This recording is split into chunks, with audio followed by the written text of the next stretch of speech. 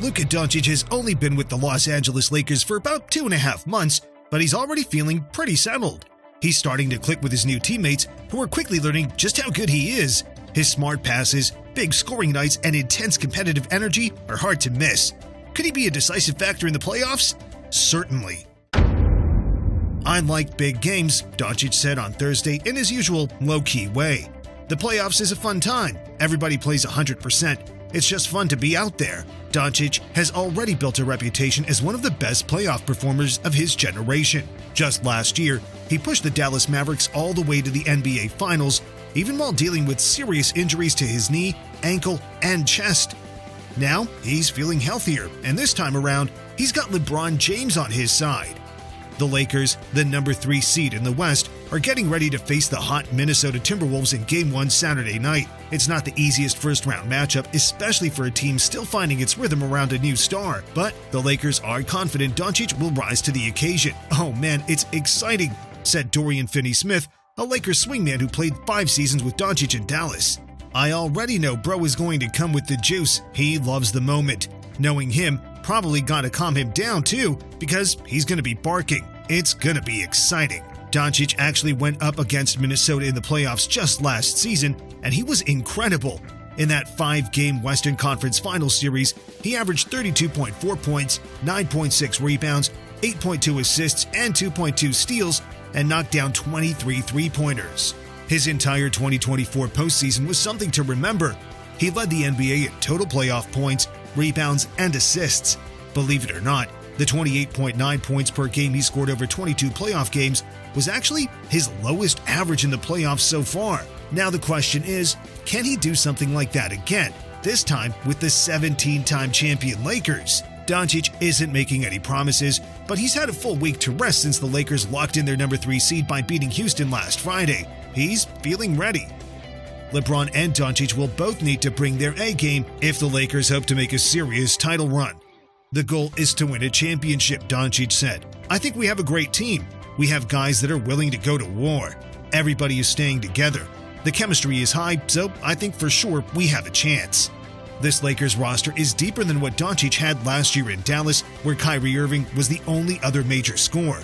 Now, in addition to LeBron, Doncic has help from rising star Austin Reeves and a solid group of role players. Since Doncic joined, the team has gone 19-12. In his 28 games with the Lakers, Doncic is averaging 28.1 points, 8.1 rebounds, and 7.5 assists. He's only played 21 of those games with both LeBron and Reeves, so they're still figuring each other out. But both Doncic and James have plenty of playoff experience, and that counts for a lot.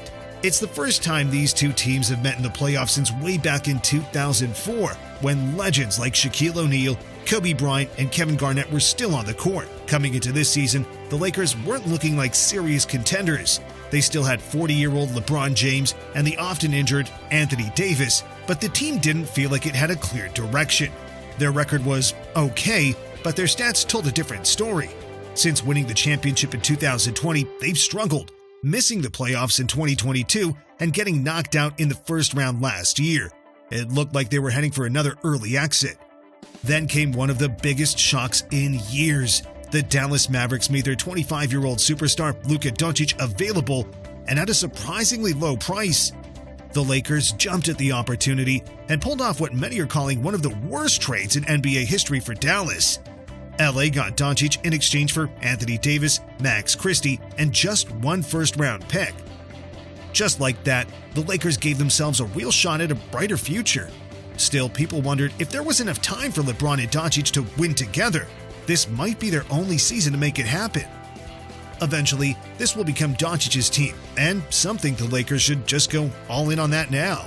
For now, they're trying to make it work with a team built quickly around their 2 stars, and it's actually a solid foundation. They also have Austin Reeves, and together, that trio gives the Lakers an offense that's hard to stop. They can create shots, set up plays, and carry the team when needed. Outside of those 3, the Lakers have some solid pieces like Rui Hachimura, Dorian Finney-Smith, and Gabe Vincent. But beyond that, the lineup gets shakier. They don't have a reliable center, and their defense has some big gaps. Still, they've got Luka Doncic, and with him, the Lakers always have a chance.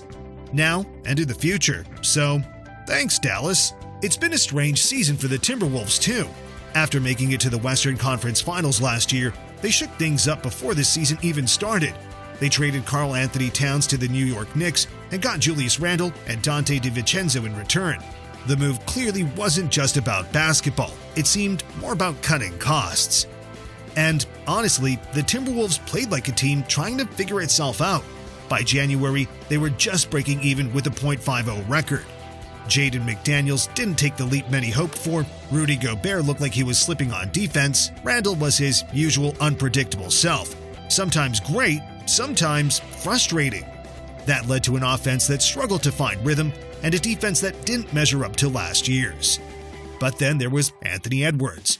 Aside from some issues with double teams, he was outstanding most of the season. He averaged a career-high 27.6 points per game on his best shooting numbers yet, 59.5% true shooting, along with 5.7 rebounds and 4.5 assists.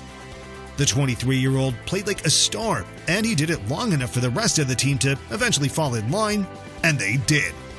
Since March 1st, only the Oklahoma City Thunder have had a better record in the West than Minnesota's 17-4 run.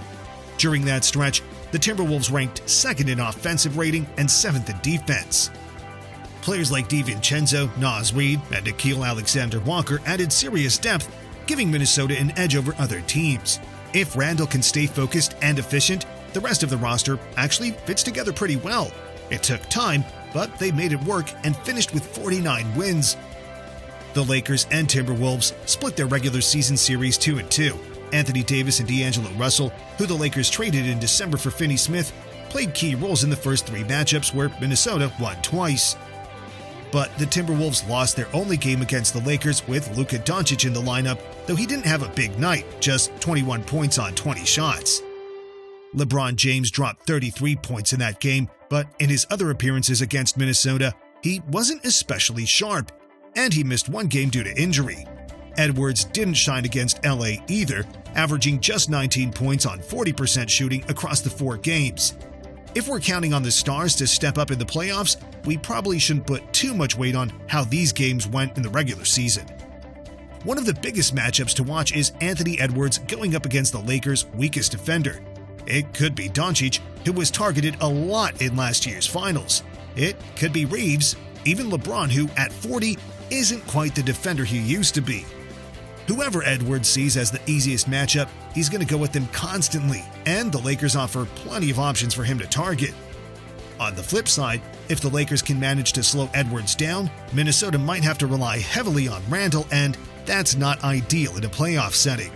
Edwards will be looking for softer matchups by switching off Finney Smith and into favorable pick-and-roll situations where he averages 1.02 points per possession. Whether that's enough to keep up with Doncic, James, and Reeves depends on just how much damage Edwards can do and how much pressure LA's offense puts on Minnesota's defense. When it comes to closing out tight games, we know the Lakers will count on Doncic, James, Reeves, and Finney Smith. The fifth spot is still up in the air. Jackson Hayes brings size, Hachimura brings flexibility, Vincent has playoff experience, and Jared Vanderbilt can defend. Coach J.J. Redick has choices even if none are perfect. The lineup that's worked best since the All-Star break has been Doncic, James, Reeves, Finney Smith, and Hachimura, who have outscored opponents by 15.3 points per 100 possessions in their time together. For the Timberwolves, Coach Chris Finch has a few decisions to make too.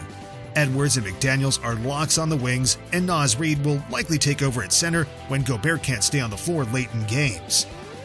That leaves 2 more spots between Randle, DiVincenzo, Alexander-Walker, and Conley.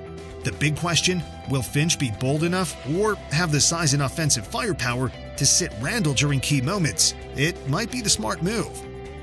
I think we'll see Lakers in 7. Doncic dominated the Timberwolves in last year's Western Conference Finals when he was with the Mavericks. Now he's paired with LeBron. Together, they just might be able to crack Minnesota's defense, though it won't be easy.